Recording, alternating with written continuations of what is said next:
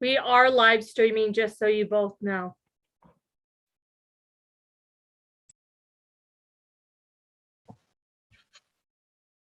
Edward.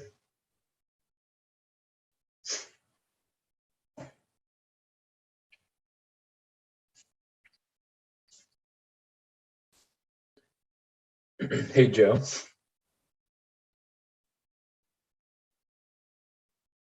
Yeah. I'm gonna, I've got Morgan's gonna come instead of Nathan to talk about some of the Marshall planning stuff. And I saw that we have Marshall third, so I'm gonna ask Alexis or somebody to make a motion to do Marshall first in the agenda so that Morgan can get out of here if he needs to. Just a heads up. Okay. We'll still do roll call in minutes first. Oh yeah. He's not in too big of a hurry. I just, I Okay. think Marshall will take the most time, so I kind of want to get that going, and just in case that goes long, so he can get. He's got another meeting, I think, an evening meeting, but it's not. He's got like an hour, so we're good. Okay. Thanks.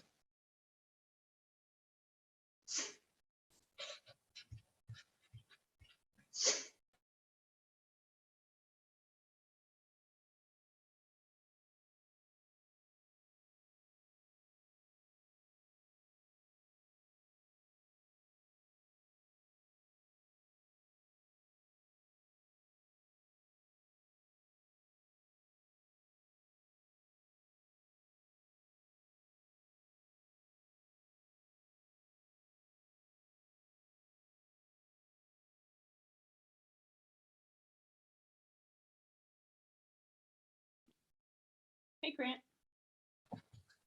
You guys. Hello. Hey, Grant. Charles. Hi, guys. Alexis, I guess maybe I'll just tell you or ask now. We've got Morgan coming to help with like a Marshall update.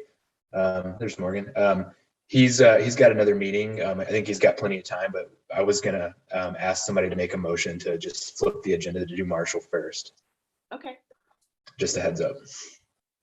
Oh, go for it. Okay. I was going to ask, I think, so during the last meeting, I didn't read the how do you participate. Do I need to do that as somebody else? Could Joe do it or you? I've got something on the agenda, but I didn't know if we still needed to read, You need to do it. I can resend it to you if you don't have it. Okay. I don't think I ever got it. So. Okay, I'll resend it to you right now. Okay.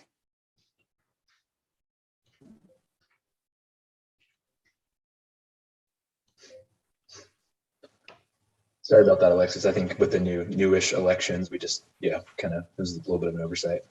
Totally fine.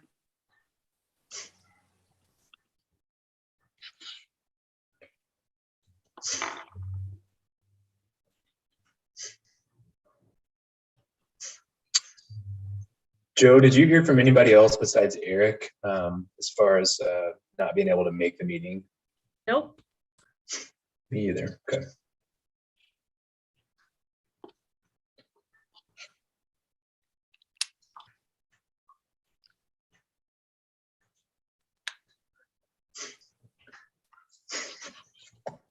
I'm showing 4, but we'll give it a few more minutes. Oh, there's Rob.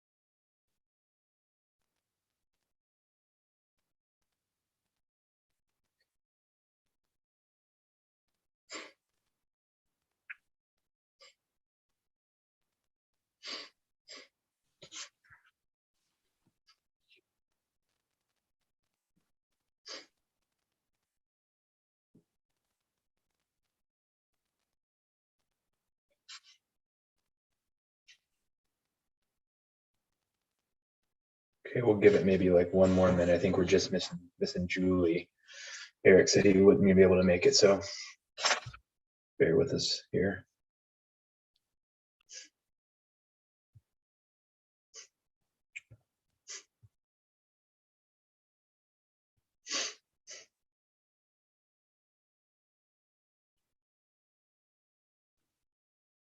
And oh, got it.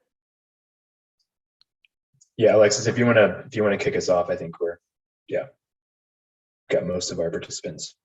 Just with this script about participating. Yes, please. All right. Hi, everybody. Thanks for joining our meeting being held via Zoom webinar. When I call for public comment, please use the raise lower hand feature to let me know you wish to be recognized. Our host will allow you to talk, and you'll need to unmute your microphone. If you have joined us by phone today, you can raise and lower your hand by pressing *9 and mute and unmute using *6. If you are participating by phone, I'll call on you by reading the last 4 digits of your phone number. If you are participating by computer, I'll call the name that was listed when you entered our webinar. Okay, I think that's the script. So. I'll go ahead and read roll call. Eric Anderson, he said he was going to be absent.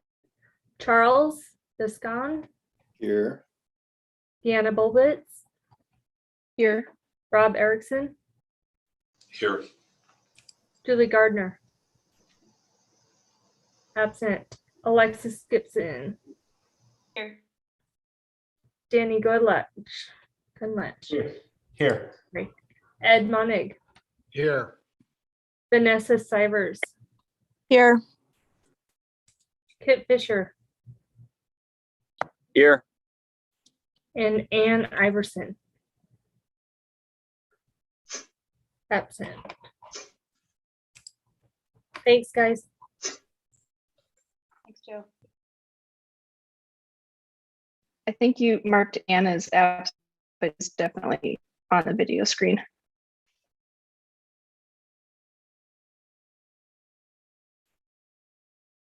Thank you. I'll re-mark her. I didn't hear her say yes, so thanks.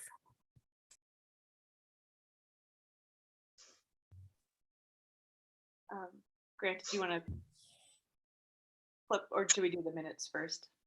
Yeah, let's do the minutes. That'd be great. Has everyone had a chance to review the minutes from our November 18th meeting? So long ago. Any changes or updates? Do we have a motion to approve the minutes? So moved. Second. So we have approved the minutes from our last meeting.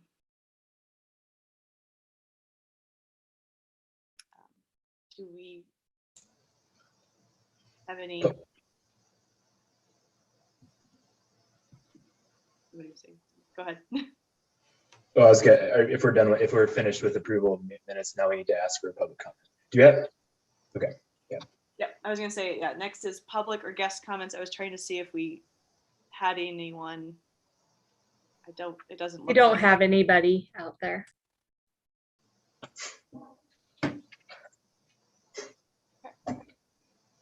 Any announcements, Grant?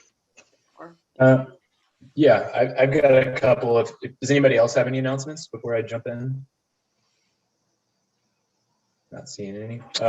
Yeah, I've got 2 announcements. The first one, I've been in contact with those of you who have expiring terms. That's Danny, Charles, Eric, Deanna, and Edward. I believe, Charles, correct me if I'm wrong, you were reappointed by the mayor. And so we've got 4 members that have expiring terms, and according to our policies, all of those folks can continue to serve until we renew or replace. And I've been in contact with you guys. You guys can expect the application process to begin here in the next week or 2. We're just trying to get some projects moving. So we're just trying to find the administrative time to do that. So I'll be connecting with all of you, and we'll go back through our standard process. And all of you, and again, correct me if I'm wrong, but it seems like all of you have the interest in sort of continuing to serve, and I hope that you do, and I appreciate it. So I'll be in touch really soon. Any questions about that? No. Okay. And then the second announcement I have, just wanted to quickly highlight that the Bluebird property, the Conservation Lands Advisory Committee has created with Morgan and Jeff and their team a draft management plan for that project. Some really cool stuff in the works there, and that's also been vetted by Park Board.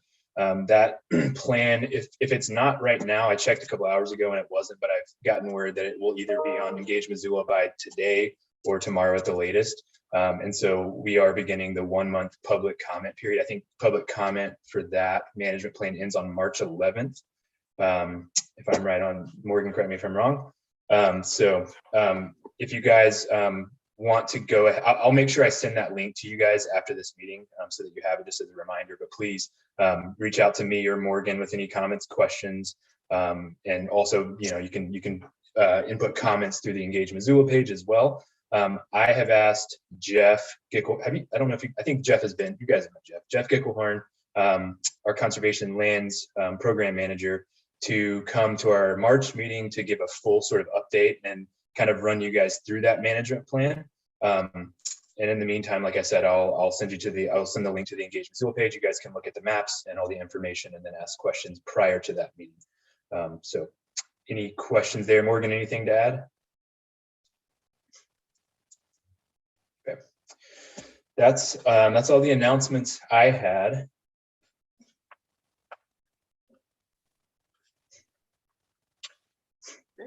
Then let's move on to the discussion items.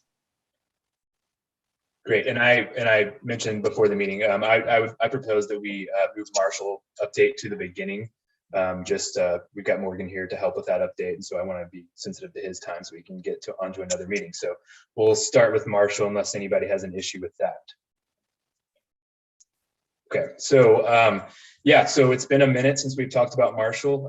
The project has been sort of in a bit of a holding pattern, at least the public facing part of it. So, while we've been moving a bit fast as far as the way the city typically moves, the project has kind of gotten to a place where it's sort of steadied out. And we've propped up a friends group, Friends of Marshall Mountain Park, that is working, and Morgan can go into detail on this in a little bit more, but Morgan and I have been working to sort of spearhead this project. Morgan's been leading the way on the sort of the planning, the public planning and design side of things, as well as the fundraising. And of course, I'll be leading the way on the actual acquisition and the sort of the legal side of it. And so Morgan is here to give an update on kind of where we are on the public planning and design process, and then he and I both can talk about sort of the timeline moving forward, where we're going, and answer any questions you guys have. Sweet. Well, it's great to see you all. I think honestly, the last time we were all together, at least I was together with you guys, was actually up at Marshall earlier in the summer. So yeah, it's been a while. Stuff's been certainly moving ahead. We kind of hit some major milestones here today, actually. And I was trying to find, I guess because this is an official public meeting, I can't throw stuff into chat boxes, but the results of a large scale public visioning process just were posted on Engage Missoula for the public moments ago. I'd say about a half an hour ago. And I'm not going to go way into depth on it, but I actually might try to share my screen real quick. Just because I have that up right now.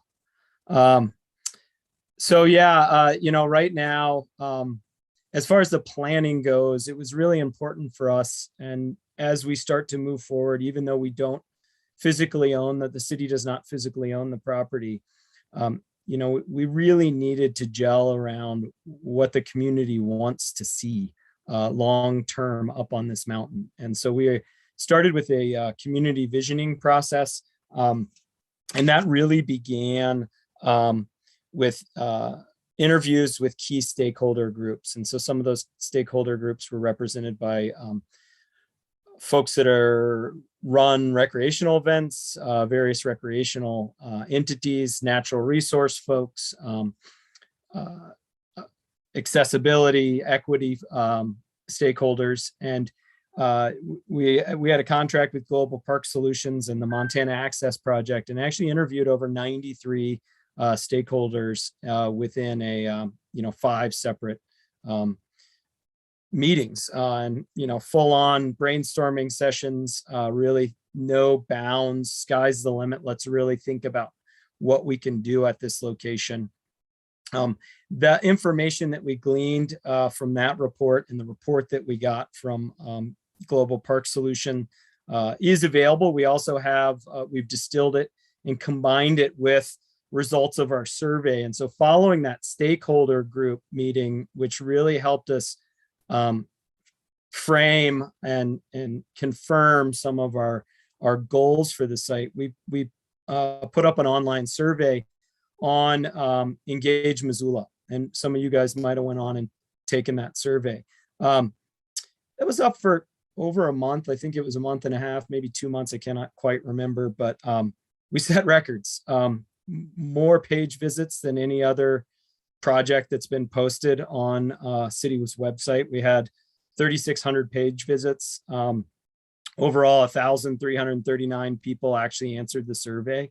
And so we have largely the most comprehensive online survey we've ever done on any project within any city parks project. And so the report and the distillation of all that material is what you're looking at right now, and is available on Marshall Mountain, the Marshall Mountain Engage Missoula page. And yeah, it literally did just go up half an hour ago.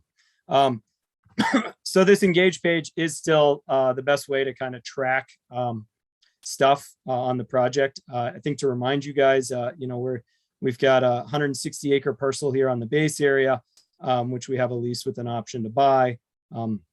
We are also actively engaged in purchase of the Five Valleys Land Trust parcel, which is another 160 acres for purpose of planning and our visioning. We also included about the 80 acres that were part of the old ski area permit with the Forest Service, to really cast that larger community vision of what people wanted to see up there. I'm not going to go way into this, but I really do. If you guys are interested in this project, which I know you are, please go in and look at these shared values and these community goals. And then I think there's some really cool data that we can pull from this as well, as far as like what individual types of recreation people want to see up there in the future. I can say, looking at a graph like this where you see mountain biking is way up there, we did ask which user groups each participant was affiliated with, and we determined that mountain bikers are really good at filling out online surveys, so it is slightly skewed, but it is still a statistically valid survey. I mean, we got a ton of information. I think some of the things that we also saw, when we look at base area amenities, there's some really cool stuff here, not just bike related, of course, but talking about pavilions and winter types of recreation that might be applicable, outdoor areas for gathering, for events and performances, which is certainly something that we found over the last few years is really important and critical, and we don't have enough of within our community. In general, I think there was a strong preference for kind of more human powered use of the mountain. These two graphs here ask about surface lifts in general, and folks are largely strongly disagreed with keeping a lift on the site and really trending towards human power or other assisted devices to get people up the mountain one way or another. Lots of calls for, I thought it was kind of interesting, just really unpacking. We know there's already a lot of mountain biking that occurs. There's already mountain biking infrastructure. Even we know a lot of mountain bikers filled out this survey. Beginner and intermediate and easy climbing trails were way up there compared to, aggressive expert level mountain biking. And so that was kind of a bit of a surprise for me. Every time I look at this report, and I've seen several different things, and again, I'm not going to go through all of it, but it talks about winter recreation, it talks about e-bikes, it talks about dogs. I kind of learn something every time I get in here. And again, there's just a ton of data, a ton of questions, and I think it in the long run, it really does. And I'll stop sharing here. It really provides that base of that we can build on and build this master plan from. And so I'm really, I just couldn't be more pleased with the amount of respondents that we got and the vision that was put forward, because it just really lays groundwork quite well. We are in negotiations right now with a consultant team to develop the master plan for the site. We have not finalized our budget or scope of services with that. The team that we are working with right now has dozens of examples of doing pretty much what we're looking at doing at Marshall in other communities, taking either defunct ski areas or building kind of a higher concentrated use recreation facilities, both for private entities and for municipalities or other governmental entities.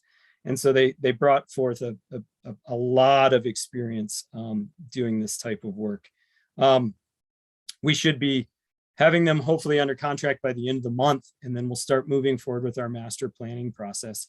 That master plan is really going to provide us, it's not going to give us full designs on buildings or stuff like that, but it will certainly tell us what we're going to build at the base area, identify a lot of those key trail corridors and trail routes and trail locations, help us flesh out with the broader public, some of the big questions that have come up. And I think, this was not a surprise. And this is something that we, from the get-go, have always had in our own department goals, and is accessibility and providing an area where we can have broader accessibility to some of our trail systems. As you guys know, it's hard to get accessibility on hillsides like Mount Sentinel or Mount Jumbo, where it's really steep and you just can't, building a bunch of amenities to allow for accessibility, or the trails are either cost prohibitive or are totally contrary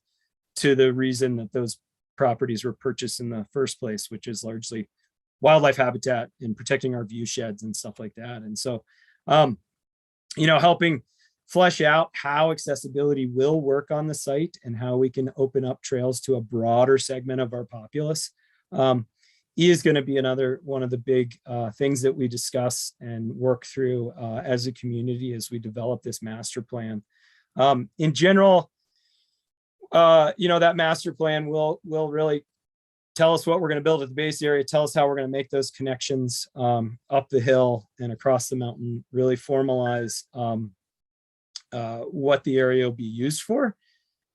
And then it's also going to contain a filter, which is basically a fiscal plan. And so we're going to look at the cost of implementing it, the cost of operating and maintaining the site afterwards, and other funding mechanisms to bring money to the site for long-term maintenance. And so that fiscal filter is going to be used throughout the process to figure out, it is going to be one of several filters that are used to figure out kind of what is ultimately going to happen there. I think one thing, and I'm sure you guys have experienced this as well, just discussing Marshall with folks in the community. We generally have more recommendations, I would say, for what we can build on the site than we will be able to actually physically fit on the site. And so, we are going to have to, we're not going to be able to build absolutely everything on the site. And so figuring that out and filtering through that is going to be a big a lot of the work that the consultants will help us with as we develop that master plan. There'll be a lot of levels and ways to engage. Certainly want to get back in front of this group as that plan starts to come together so that you guys are tracking it and can provide some input. Right now, the scope of the plan really is looking at the 160 area base, the 160 acres that is in Five Valleys Land Trust. We have been having really pretty productive conversations with the Forest Service about potential larger connections to the surrounding landscape, and have been making some really good headway there and figuring out what we can and cannot do to connect Marshall to other trail systems and to other adjacent properties. I'm sure we'll delve into some of that as the planning process moves forward. Our hope is to have that a draft ready for circulation, as early as June, and then start working through public comment periods, final reviews and analysis, and then hope to have it adopted later in the summer.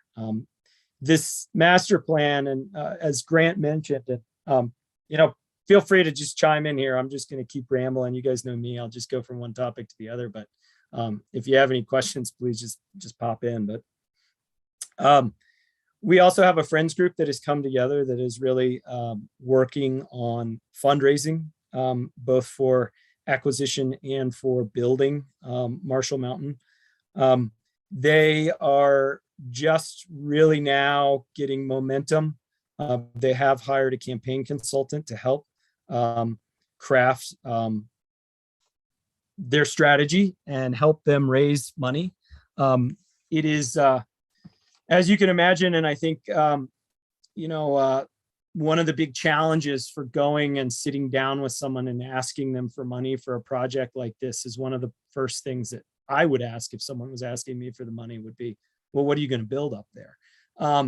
And that is something that we can't really answer. We've got a really good community vision. And so a lot of the real active fundraising for the project is going to occur once that master plan is really getting fleshed out and developed. And so, that fundraising strategy is being developed, and we got some folks that are really interested in it. We've had some good, we've already had a little bit of money that has come in to help fund the campaign consultant to keep the project moving forward.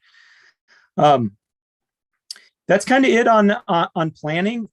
Please, Grant, let me know if I missed anything. I know there's just so many moving pieces right now, and I want to talk a little bit about events and permitting up there as well, and just kind of what we've seen as far as use, but didn't know if you had anything to add on the plan and project. Yeah, just one quick thing as far as the acquisition, which OSAC will specifically be interested in. We're also, I don't have a map pulled up in front of me right now, so I'm not going to try to fumble with that. But if you guys recall, there's 160 acres adjacent to the base area that's owned by a family that also has some really good recreation and sort of conservation opportunities. Marshall Creek flows through it, and that's another thing that we're working on is potential restoration projects on Marshall Creek. But we are, thanks Morgan, we are actively pursuing at least conversations around the acquisition of that private parcel, which would be in another 160 acres. In the past, the family has been interested in, at least talking about that. And I know Five Valleys had a relationship with them, and when they worked on sort of their project, the Upper Mountain. And so there were some deaths in the family without going too much into it. So we're working on kind of how best to sort of approach the family. But just know that the project area could expand, and we're still sort of working on the budget, and we don't have a number on what that sort of acquisition might look like. But just a heads up. And that's generally this rectangle that you see here, kind of adjacent. It abuts the Five Valleys parcel, but then actually goes down and crosses Marshall Creek as well. So it'd be a really, really cool piece to add to the project if it comes together. I think another thing, and I just we've been really in the trenches just trying to get this planning done, but I think it's really important to note, we really are selling, and it's not just selling this, this is actually the fact of the matter. This is certainly not just a city project. I mean, there's going to be broad benefits for county residents. It, of course, is located in the county, and the closest communities are East Missoula, West Riverside, Bonner Milltown. And they've been very excited about this. I've had several meetings. I've gone to their neighborhood council. They were stakeholders in our original stakeholder interviews and sessions. And then, you know, they actually were on that online survey submitting comments as well. And so they are actively engaged. And so I think, you know, really as it comes time to pull forward and look at acquisition and whatnot, I mean, we are approaching this as a city county project, and have been working closely with our partners over at the county to kind of flesh out those details, from parcel acquisition to also just things like, how are we going to manage the county road? Are we, you know, we're going to have to put in parking lots, starting to look at leveraging resources to do some of that kind of stuff with our county partners. I think another thing that we've been working on, just given that Marshall Creek is a pretty important trout fishery, at least spawning ground. There's not many people that actually actively fish it because you can't hardly see the creek because it's covered in brush. But that creek is incredibly impacted as it runs through this 160 acres, you know, with parking lots on both sides, very channelized. There's definitely some fish barriers. We recognize that, you know, if we decide through this public planning process that we're not going to make snow, there's snow making infrastructure in the creek that will have to get removed. We know we're going to have to do restoration. We've got really willing partners to help do a lot of that work on site as well. And so we're starting to kind of pull together what we've been calling kind of phase one, which is a little bit of the low hanging fruit and improve access right out of the gates, stuff that we know are going to be in that master plan, because we know whatever this place becomes, we are going to have to pave some parking lots. We are going to have better trailhead access. We are going to want to have probably a pit toilet or something like that, some kind of an amenity to for trailhead users. And so some of that phase one stuff that we can put budget numbers around, we're starting to do, and knowing that that stuff is going to be in the master plan, regardless of what happens on the base area or the trails above it. And so we're starting to work on some of those partnerships and just having those discussions. Events. The other thing that happened this month is we actually, we got fees approved for the mountain. We created, honestly, in record time, I've created a few permits while I've been here at Missoula Parks, including our conservation land special event permits, which took a year and a half to fully develop. We pulled together a Marshall permit in a few months and got it approved and got fees approved. And that just went live online several weeks ago. So we are accepting permits right now for folks that want to have events at Marshall, folks that want to do camps or clinics or practices, that kind of stuff. So outfitters that might use the site with small groups. That is available. We are getting permits in right now. That permit is I've learned from experience, you never nail a permit the first time out of the gate. And so it's a 2-year interim permit. And so we're going to take what we learn over these next 2 years. And then once the parcel is, assuming it is purchased by the city, we will develop an official long-term permit for the site. There will be revenue generation off of that permit. All the permit fees that we generate will be going directly back into maintenance and management of the site. One of the things Grant and I are working on right now, it is a little bit tricky. I've never been in this position where we have an 18 to 24 month lease with an option to buy, and we have to manage the property up to that point.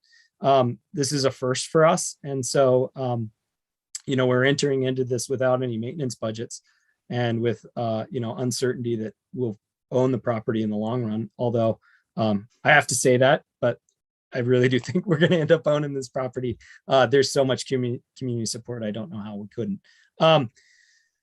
But regardless, making sure that those permit fees that are generated from the site go back into maintenance of the site. And some of the ways that we're doing this, Grant is working with Five Valleys Land Trust right now to finalize a memorandum of agreement to allow us to manage and permit and collect fees off of Five Valleys Land Trust's 160 acres. So that agreement is just about ready to be signed.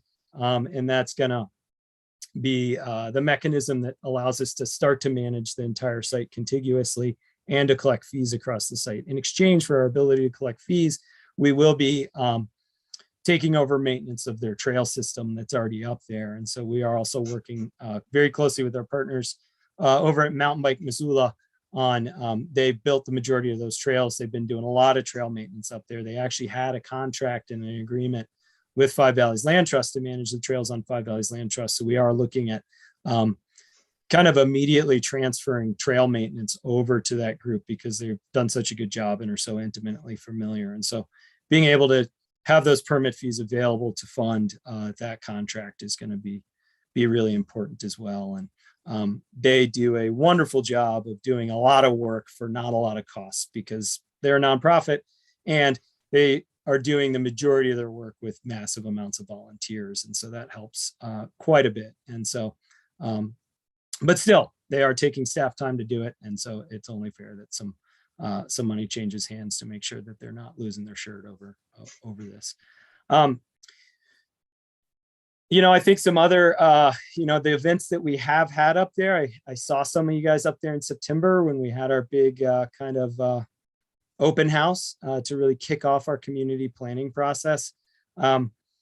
We have had a few other events. We had an incredibly successful winter right pre-Christmas event, which included, we got a bunch of overgrown ski runs that needed to be thinned, and it was basically come up and harvest Christmas trees for free.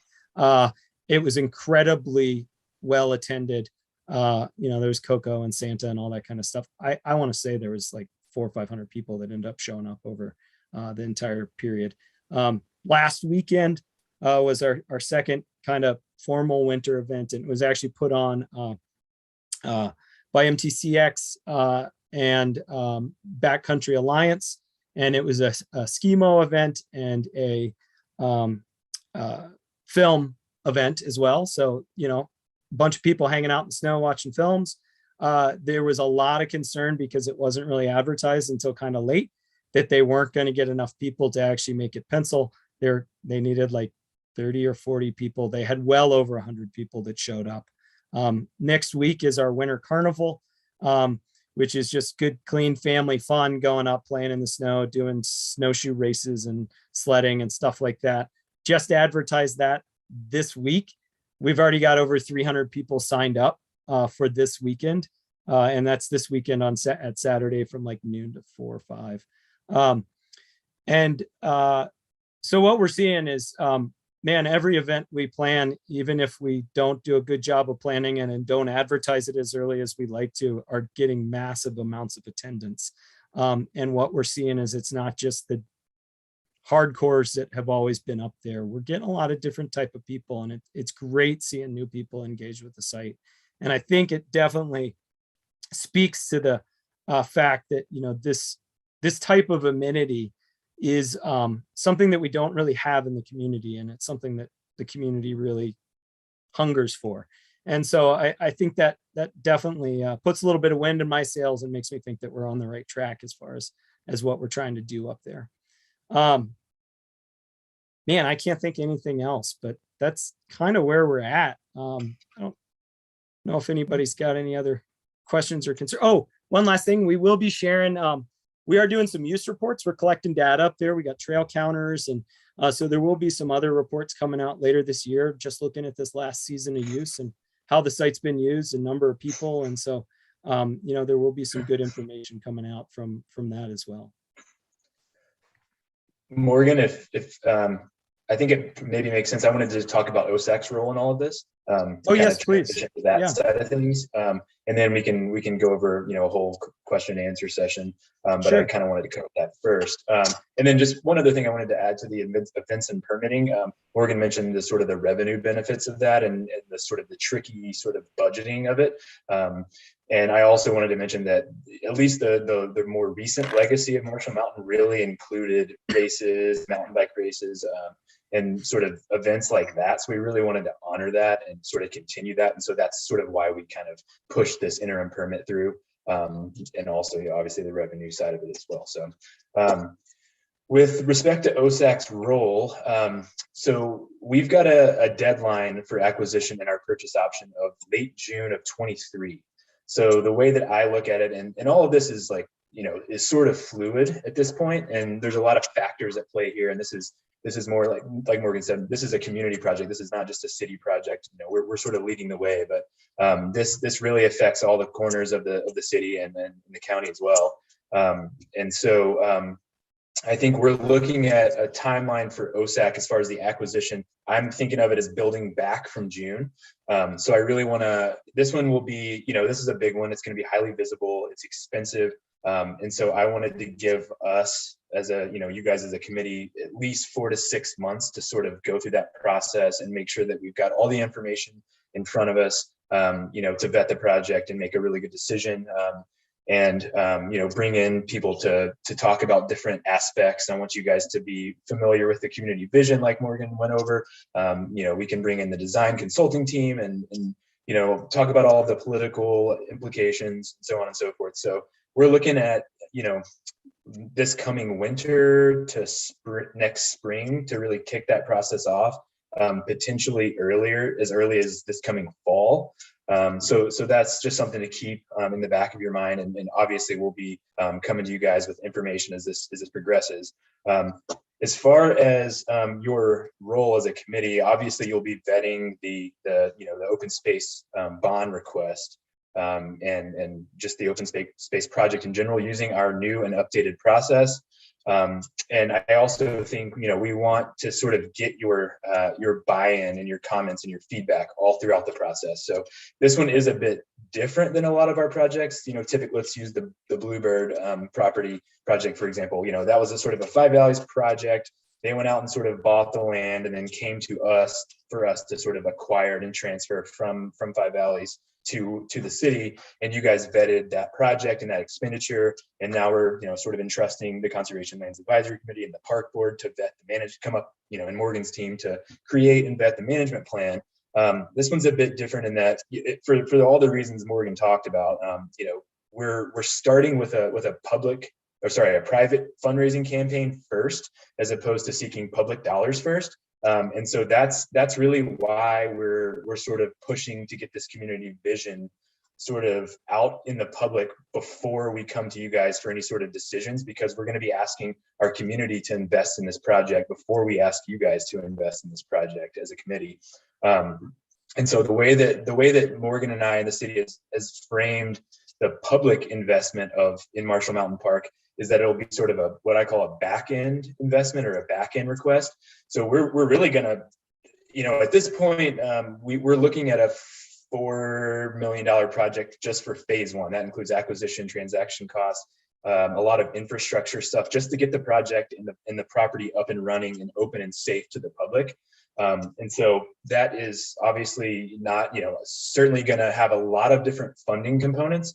But what we're hoping is that our, very capable Friends of Marshall Mountain organization has a really successful campaign. We've heard from our community that they really support this project. So we'll be asking our community to step up and support this first. So we're hoping to raise the lion's share of that budget before we start asking for public funds. So when we do come to you guys and hopefully to the county's Open Lands Committee to request that our partners over at the county also invest some open space bond funds into this project, we've got a bulk of that budget already in our pockets, or at least allocated for the project. So we don't have a number yet of what we'll be asking from the open space bond, but just know that's how we're framing it. And I wanted you guys to hear that and be able to ask questions. So I think I covered, yeah, timing and request. And so, yeah, with that, I think we can open it up to questions.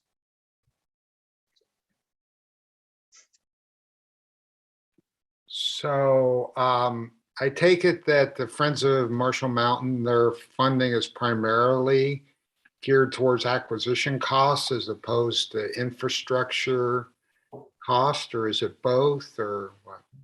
We're looking at this as a complete project, at least through phase one, and it is more than just acquisition. If you guys recall, 1.85 is the purchase price. On top of that is transaction cost, and then again, we've got anywhere from 1.5 to 2.5 million dollars for infrastructure, raising buildings, getting the project and the property open and safe to the public, and that includes paving the parking lot, potential which will entail restoration and Marshall Creek implications, which can be expensive. We're working, Morgan kind of touched on it, but we're working with our partners over at the county to identify some internal funding, whether it be city or county, to kind of offset some of those large infrastructure and paving costs up there for the parking lot and some of the other sort of like county road stuff. But yeah, we're looking at this as one big budget rather than going to the public or our partners for just the acquisition costs and then coming back. Just because successful fundraising has shown us that if you piece it together, it just doesn't work as well and efficiently. So yeah, that's a great question.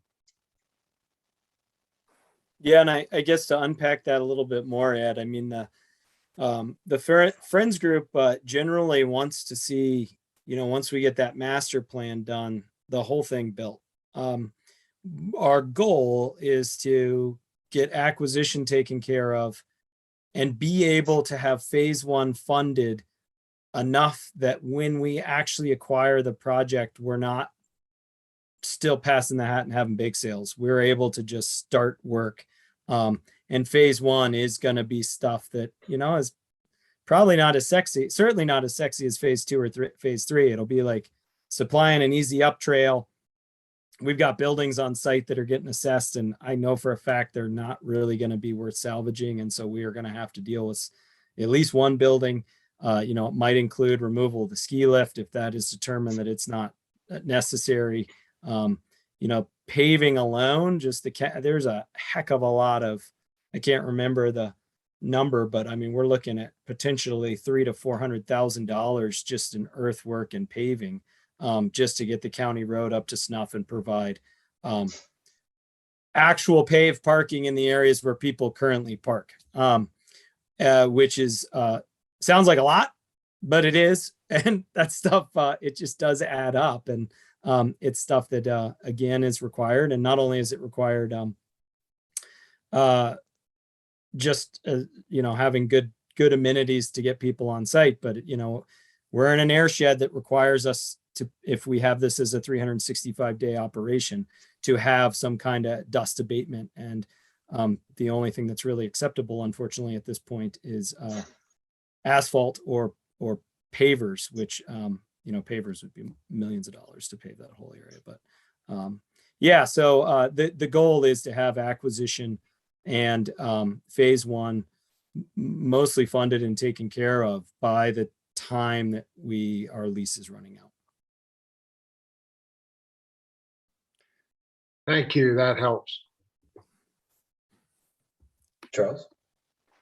So not really a question, just a comment. And I kind of made this point when we did the site visit. Oh, first of all, thanks, Grant and Morgan, for the great news on all this, everything moving forward. Great to hear.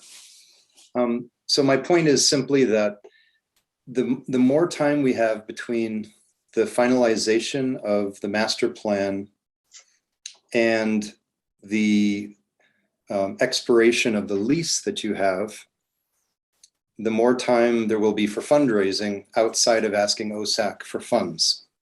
So first of all, I hope that time period is lengthy so that you quickly get the contract going for the master plan. But then also to consider the potential for seeking a request to extend the lease that you have, so that does allow more time for fundraising. The more time for fundraising, the the less money you'll need to ask OSAC for. And my preference would be that we pay as little as possible on this, because there's a lot of other priorities. Not that I don't think this is important, and I'll certainly, be happy to consider funding for this property, but I think that there's so much community interest in this that we shouldn't have to pay very much, but we just need time to do the fundraising. That's it. Yeah, I think that's a great point, Charles. And I think that, I think Morgan mentioned we're shooting to have that, we've identified, I think, June as our sort of target date, ideally, to have that master vision adopted. So that gives us about a year, and I think we'll need every day that we can get. But I think as the sort of fundraising campaign evolves and the project evolves, we'll know more. And, we certainly don't want to, we've got some, private partners that are carrying this property. So we don't certainly want to, not try to hit that goal of June 23. But I think it's something to, it's a great point. I think it's something to keep in mind. But we do certainly want to be sensitive to the people that actually own it right now. But yeah. I've got that actually stimulated a couple questions in my mind. Have you guys, and one thing I'm learning about Marshall is like, it's unlike anything a project I've ever worked on. Have you guys, like, you've got your formal vetting process. Have you vetted projects before where you've not had the actual acquisition price in front of you? Like, I assume there's work you can do. I like Charles' idea of, there'll be an ask for money, and the longer you wait, the more chance you have of that ask being smaller, and the more open space bond money we can keep in the coffers. Is that something that's been done before, or does that make sense? Or, do you need an official ask to vet a project? I can say, generally speak, and I'll lean on maybe Rob or someone who's been on the committee much longer than I've been around, but I think that we can begin the process. I think that's a good question. And I'd love to hear from Rob or one of the other longstanding members. I think where we run into issues is that there are certain criteria in our vetting process that speak to sort of the fiscal side and the investment. But again, I think that doesn't prohibit us from going through the process and start to, get out on site again and start thinking about how the community will use it. And so, yeah, I think that's something that we should explore, I think. I'll jump in. This is Rob. We don't need an ask at all. We can evaluate all open space projects within our planning area, whether or not they involve open space bond funds or not. Of course, what we usually do is evaluate that, but oftentimes the ask comes at the very end. So we've gone through the process. We've gone on a field trip. We've done a number of things. And then the final component, mostly just because it takes the most research and legwork, is the dollar value. So I think Grant laid it out great. This is a big project. It's a really exciting project. And so if we take a few months and get a lot of information early, it doesn't bother me a bit to have the financial component at the end, and maybe even that's beneficial. And then I'll just throw in my 2 cents as far as a comment. This seems like mostly a county project. I know the city certainly has made some heroic efforts. It's had a pretty interesting history, and there's a lot of great citizen support. There's some people really, putting their financial support behind it already. That's going to continue. I would just like to see if the county's portion of the open space bond couldn't take the lion's share of the commitment on this. And so Grant or Morgan or whoever it may be, if you can advocate for that behind closed doors, I'd love to see that. Hear, hear. I think that's a really good point, Robin. I think that's something, I'm glad you brought it up. At this point, as we move forward, the city is preparing to assume long-term maintenance of this property, which is going to cost some money. And we are going to have to develop probably some fees, maybe some endowments, a bunch of different, maybe certainly some tax dollars being invested in the site. And Hire it also is going to really serve a lot of those adjacent county residents. And so I don't know. I mean, I think I totally agree with you. And I know in the past, and again, my involvement with OSAC is, I feel like we see each other. We're a little more hit and miss. Like we certainly get together a few times a year, but I know in the past how's the relationship between you guys and OLAC and like jointly vetting projects and like, I don't know. I mean, it seems like we got plenty of time to start engaging them and I know Grant and I are certainly working with our county partners, but it seems like maybe a movement on all fronts might be good. Seems like the pandemic has thrown a monkey wrench into those CLAC, OSAC cooperative ventures or meetings. We had one when I first got on the committee about 3 years ago, and I don't think we've had one since. But I think we're long overdue. Yeah, and I think that they've got several new members, that have come on board since that, and that was before my time, but since that time, and I think they have even some seats open right now. So I think that's something I've been thinking about, and I would take some recommendations on how to go about doing that, what the timing might look like. But Morgan and I, and certainly city and county leadership have been talking about this, and we're going to be sort of priming the pump, for county investment from the open space bond.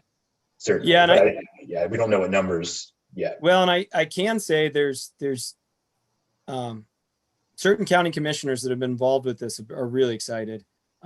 We do have our kind of what we've identified as our primary partners group that has kind of come together at the beginning of the project to kind of help get it rolling and help usher this through. And county parks, open lands and trails program members are on that committee. But I think in the long run, there is a group of citizens that are serve an advisory role that determine and vote on how much county open land money will come into the project. And so we certainly work with staff quite a bit, but I think it seems like having more intentional meetings with the open lands advisory committee might be something that this group wants to include as part of their process. I don't know.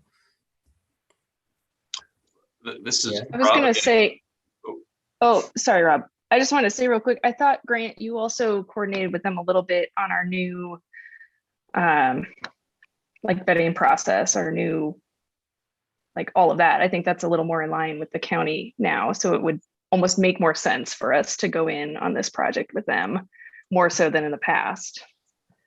Yeah, yep, we did. Yeah, so our process now is closely in line with their process, just as, for efficiency and streamlining and, ease of use for partners and applicants. So yeah, that's a really good point. And I think, that was largely me coordinating with the Parks, Trails, and Open Land staff. I did communicate a little bit with OLC.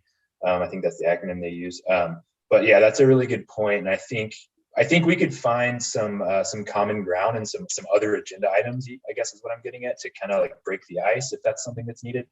And certainly vet Marshall sort of together, or at least create some kind of overlap. I think that would be really beneficial. I would move that we invite the county open space folks with us to meet at Marshall Mountain, and just, the same way we met earlier with Morgan and staff, but they have both committees meet and talk about these issues. Out, on site, preferably, if we could, sometime March, April, May. Yeah, I think that's a great idea. I'll certainly talk with county staff and see if we can't coordinate that. I would to that point, I think timing is important. I think Morgan and I and city leadership need to have a few more conversations to make sure that we're all on the same page. But I think that certainly can happen and will happen anyway. So let's shoot for when it's nice outside, a little bit warmer. Either way, that'll be a nicer field trip.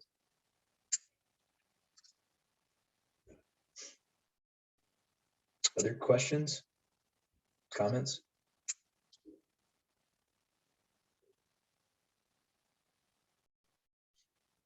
All right, well, that again, that you can find that master vision on Engage Missoula. Please reach out to me, not the entire group, but to me or Morgan if you have any questions, thoughts, feedback, and we'll keep you guys apprised as the project evolves and progresses. And thanks to Morgan for being awesome and coming to talk to us. Thanks to y'all. It's great seeing y'all. I can't wait to see you in person. I don't even remember Take what care. that feels like anymore. I know. Someday Someday. soon. Yeah. Take care. Thanks, Morgan. All right. So then do we just want to go through the rest of the agenda, starting with the airport Milwaukee Trail? That sounds good to me. I am going to share my screen. Let's see.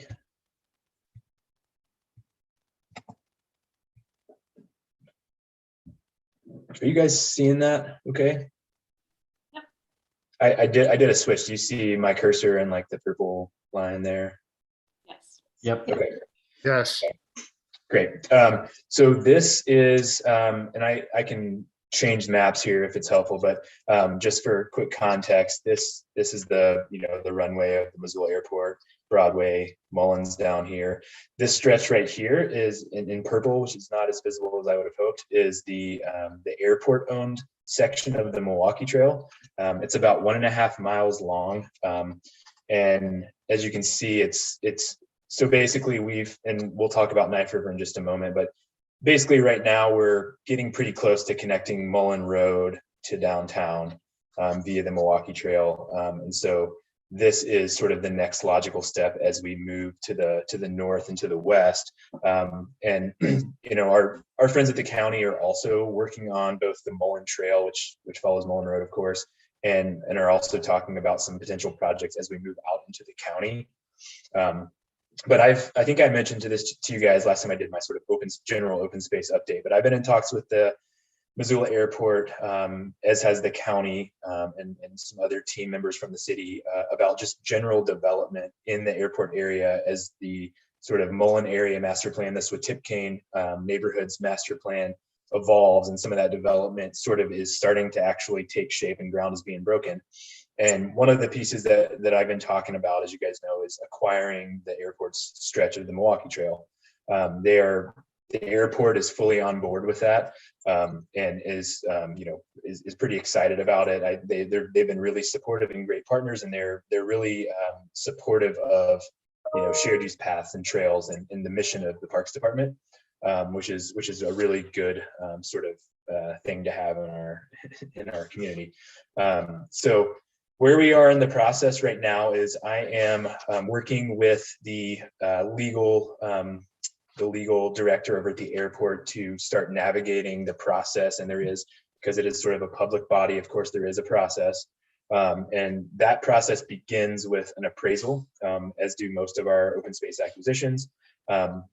So we are hoping to, before we do anything, hoping to get an idea of what this stretch of land is worth. The airport is bound by certain Federal Aviation Administration rules and red tape, and they do have to, if they are going to divest of land, they have to do it for fair market value or more. So we are, again, working to get that value. I'm hoping, I'm working with an appraiser right now, and she is hopefully going to get started on that next week. So I'm hoping to just sort of get a good idea of what we're looking at. And I think, that number will sort of dictate what our next steps are. Ideally, we're going to hope to acquire it in fee as opposed to just an easement. The airport, as far as they're concerned, they don't want to manage that piece. They'd rather just sell it to the city. And of course, we'll be bringing, this project to you guys to vet and, run it through our new process with some numbers, hopefully. And so I guess I anticipate that sort of request and vetting process for OSAC to begin in the next month, I would say. Probably not March. So I'm aiming for April to kick that process off, and in hopes of potentially getting you guys out on site before that. But we'll see how the weather is and how it kind of transpires. But and then I just also wanted to highlight for both of these projects, the Knife River Milwaukee Trail project, as well as this one, and just in general for other shared use sort of commuter paths or other trails around town, is that this if you guys recall, as part of the $7.5 million share of the city's 2018 open space bond proceeds, there was $3 million sort of in a non-binding way earmarked for acquisition. And there was another $2.25 million earmarked for trails. So as far as I'm concerned, we will be tapping into that trails sort of pot as opposed to the acquisition money. And I think that I'm open to other suggestions, but I know that there's a large sentiment in this group and among other folks at the city to kind of really protect and really leverage the acquisition funds. And so I think that is why we set aside $2.25 million for trails. And of course, this falls squarely within that, so that we don't have to always be tapping into the sort of acquisition pot of money. And I also wanted to highlight, if you guys can see my cursor, we've also been talking to the airport and our partners over at the county about a potential community park. So if you see my cursor, this jog that I'm following is airport property, everything to the left of it. And as part of the Swatipcane Neighborhoods Master Plan, we identified some potential locations for neighborhood parks, community parks, sort of agricultural conservation, and sort of, and just to highlight the definition of a community park is anywhere from 25 to 100 acres. We really try to shoot somewhere in the middle of that range. And of course, it depends on the project. But we've kind of identified about 50 to 60 acres over here that we've been talking to the airport about. And we really have and I think I did highlight this for you guys last time, but I think I covered it pretty quickly. We do have kind of a hole in our level of service over here as far as having a park within a 10 to 12 minute walk of every residence in Missoula. So as the Mullen area begins to actually develop, we want to make sure that we are filling in the gaps with our level of service. So again, 50 to 60 acres, and that's, it sort of fits in really nicely with the momentum with the Milwaukee Trail. So we're hoping to be able to have users, reach this sort of community park. And the idea there is that it'll be, some of the traditional park features, picnic pavilion, green space, as well as potential for playing fields. There's a real need for sports fields in Missoula, and so there's some opportunity out there. The airport's really open to that. They've been wonderful, and receptive of that idea. We've also been working with the Community Food and Agriculture Coalition, CFAC. They've sort of separately, they were talking to the airport, months ago about a potential project in the same area. And so we've sort of joined forces along with the county to sort of identify this entire area, which is about 155 acres, for about 100 acres, 110 acres of sort of joint parkland farmland. And CFAC's ideal project is a farm incubator project. So a plot of land where there's potentially affordable farmer housing, and where they can sort of break up a bigger parcel, like let's say 60 acres is, I think, is their target, into 5 and 10 acre parcels where farmers can sort of lease out or manage those smaller parcels for certain crop cultivation and learn, and then sort of transition out and hopefully buy their own piece of land. So really cool potential out there.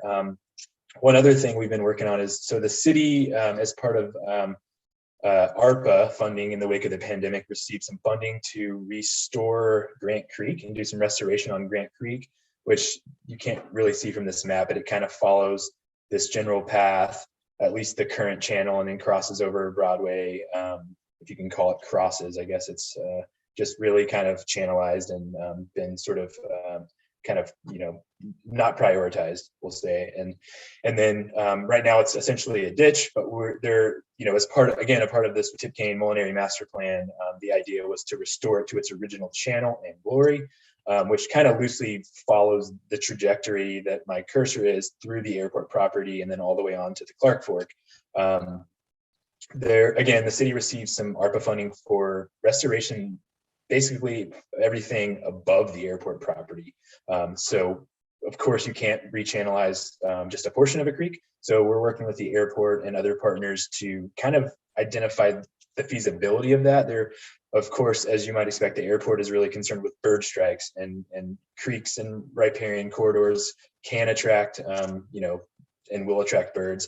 I think that there's a path forward, but it's sort of in the preliminary steps. And again, it's really about kind of using data and science to get the airport comfortable with this project. But the idea also along those lines would be to have some kind of shared use or primitive path along that Grant Creek corridor that would connect people from the community park and the Milwaukee Trail over into some of the sort of Grant Creek area neighborhoods.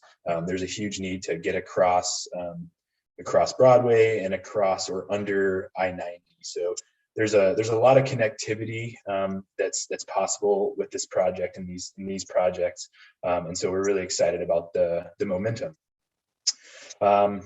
With that, any questions, comments on this project?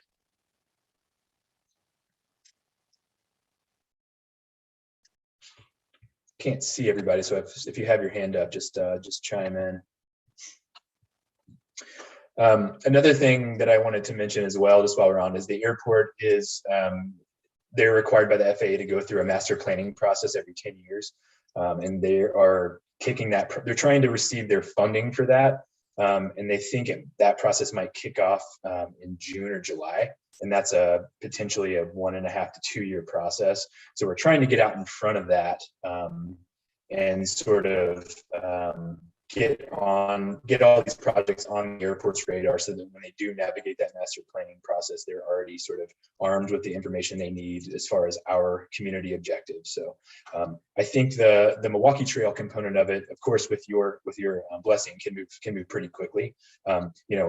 Just you guys know the sort of the boxes that the Milwaukee Trail checks, but it's really highlighted in a lot of our community plans: the Master Parks and Recreation Plan, the Open Space plan, the growth policy. It's a major community-wide, including county, objective, along with the Bitterroot Trail, and it's gonna, along with the Bitterroot Trail, is one of the primary, if not the primary, non-motorized transportation artery in our community. So really important, especially as that area, the Mullen area, grows.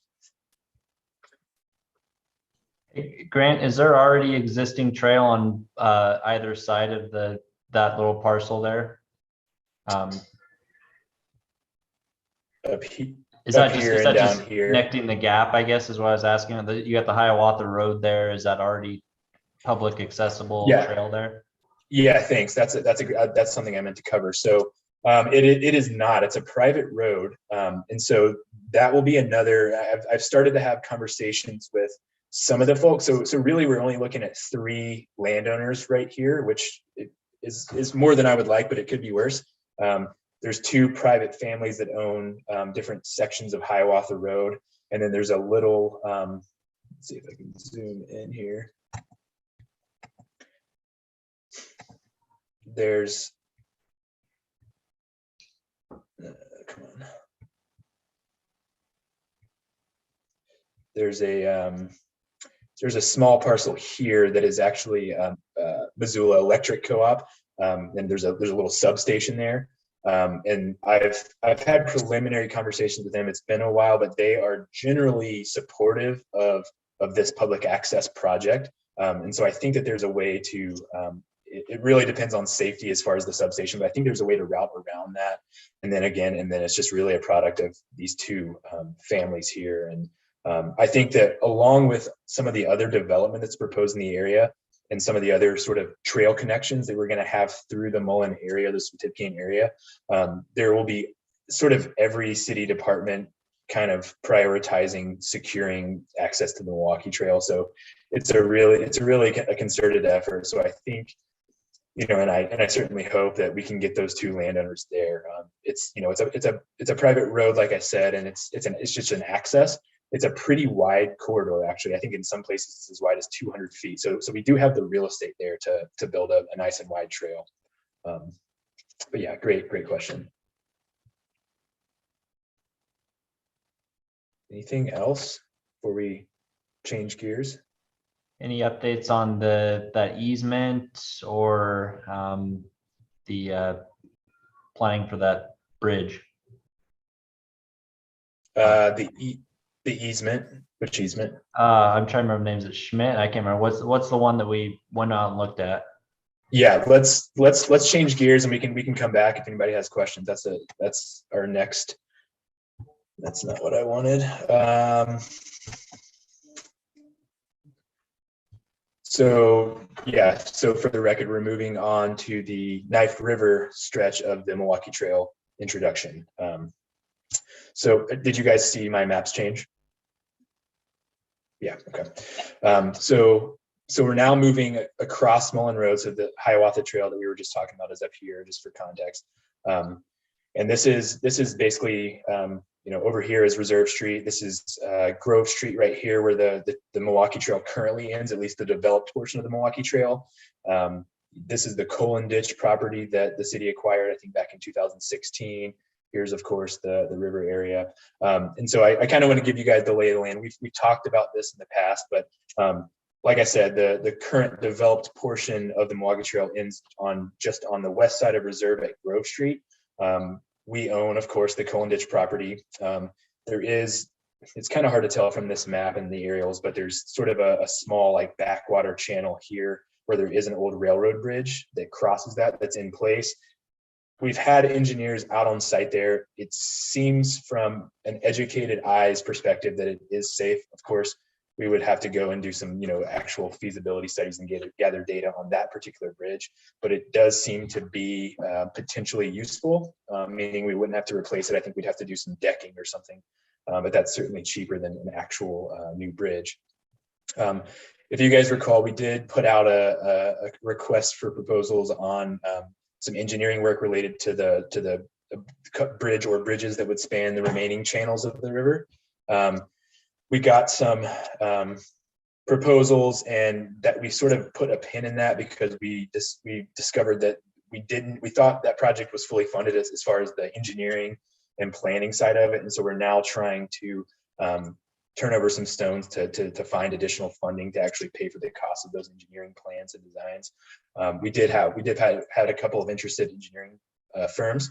So I don't know when that will get legs again, but we are prioritizing, of course, this route, especially as the Mullen area will be seeing a ton of development.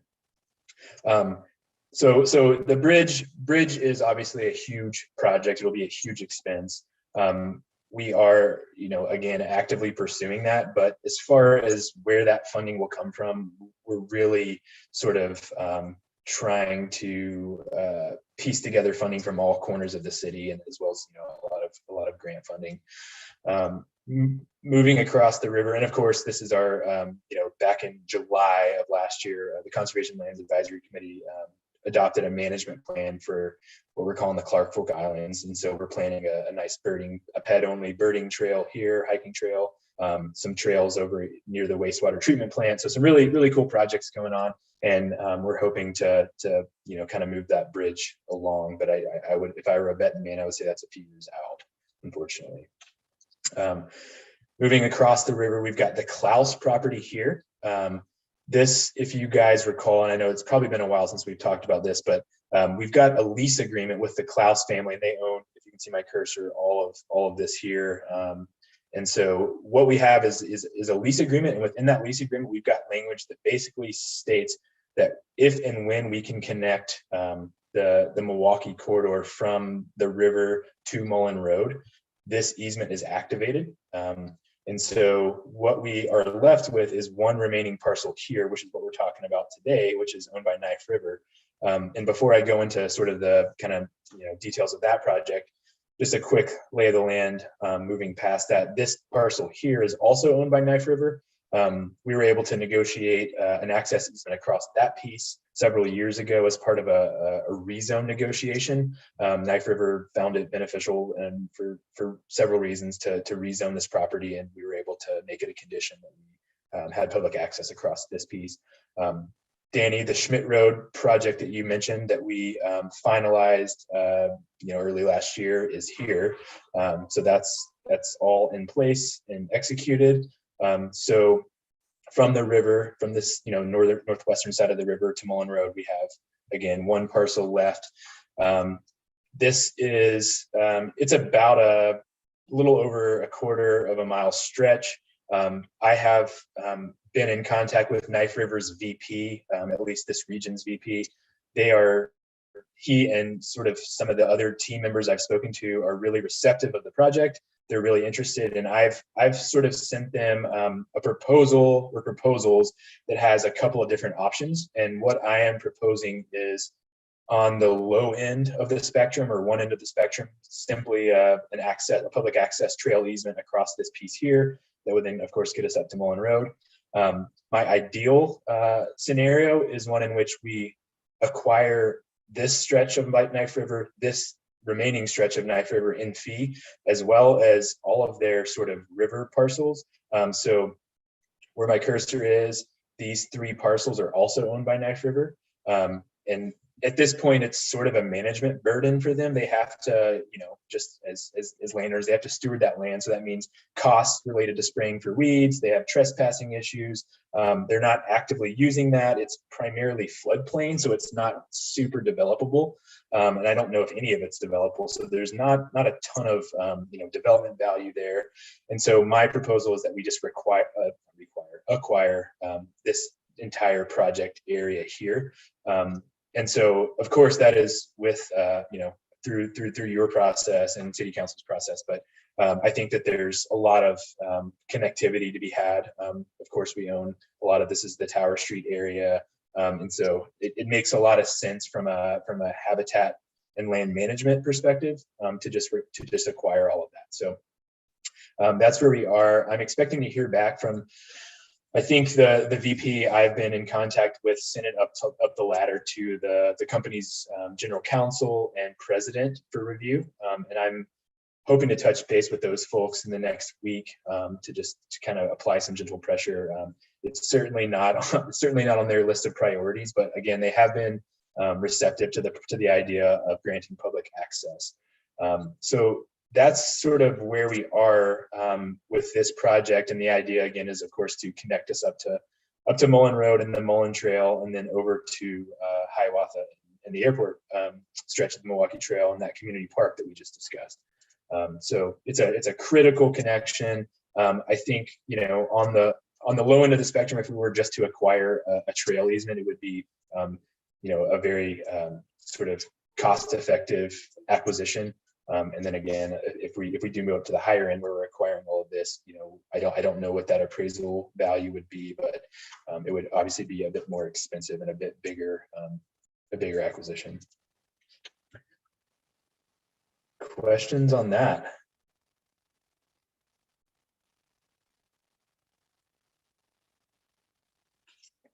Yeah, so I'm, as far as timing on that, it's largely dependent on, how responsive and Knife River's sort of leadership team is. I'm hoping to, I think that it's from a priority standpoint, this is high on the list. So if we get, positive feedback from them, I think we can kick this process off as soon as possible. And I'm hoping that happens by at least starting to get you guys out on site and start to talk about numbers and budgets and due diligence stuff happens by this summer. So and I think there'd be also some efficiencies to be had to take both this section and the airport section through sort of together. It is, after all, kind of one project if you want to look at it that way. So I will think about some of that stuff, and I'm open to feedback, but I want to be efficient with your time and our time. And I know we'll have a lot of stuff to talk about with respect to Marshall, and there's some other projects I think that will be getting legs as well. So what a time to be alive. Questions, comments? Everybody out there still? Grant, this is Rob. Thanks. Thanks for a good report, but I think you sort of buried the lead there. It's super exciting about the trail part of it, but the rest of it to the south of that is really exciting too. I mean, the city and the state, for that matter, have sort of built that complex along the river for a long time, and that would be a fantastic addition. And just based on the map that we see, it seems to make perfect sense. That's really great. So I fully support that.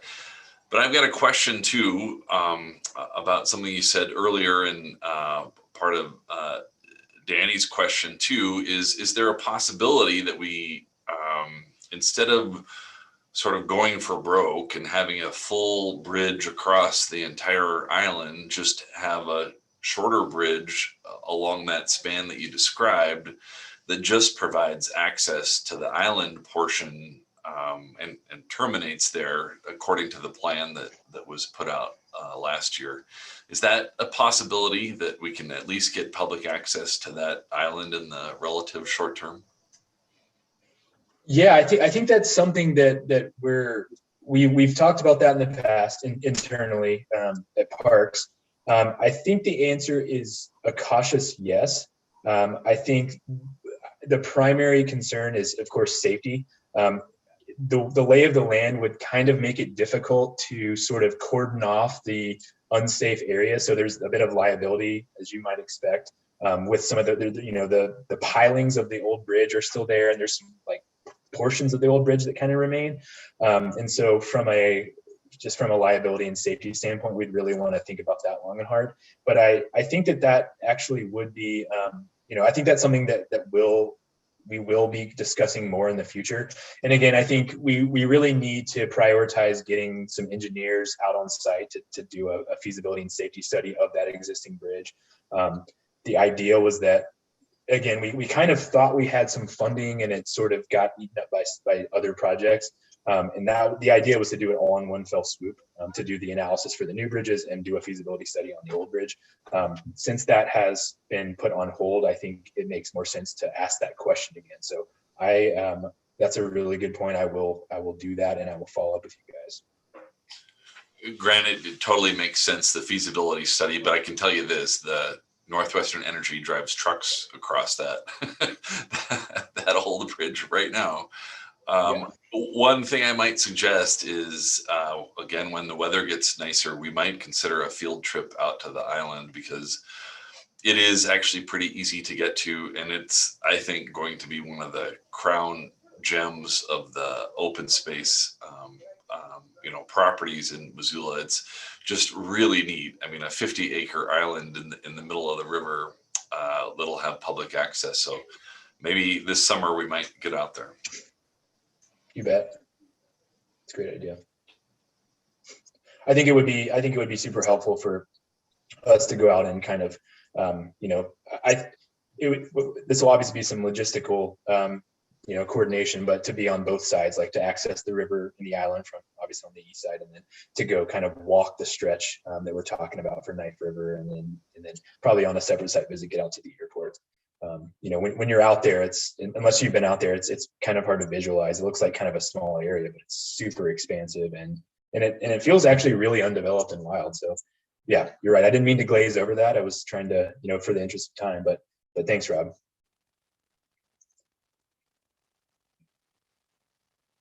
Other questions? Well, I'm excited to test out our new process and tools on some of these projects. So I think that is something to look forward to. That is all I have. Use them yet? Say that again, Alexis. Sorry, I missed that. We haven't had a chance to use them yet, so it'll be Yeah. exciting to get back into obsessing. Yep. Well, I don't see anything else on our agenda unless anything has come to committee members' minds before we close out the meeting. Grant, are we planning a meeting next month on schedule? Yes. Great. Yes. All right. Well, I can never remember if we need to vote to close it out for some reason. I think we just adjourned. So You just adjourned. great. Well, My grandson says we should adjourn, so I'm going to pass on. we'll see everybody next month then. Bye, everyone. Thanks, guys. Everyone, take care. Bye.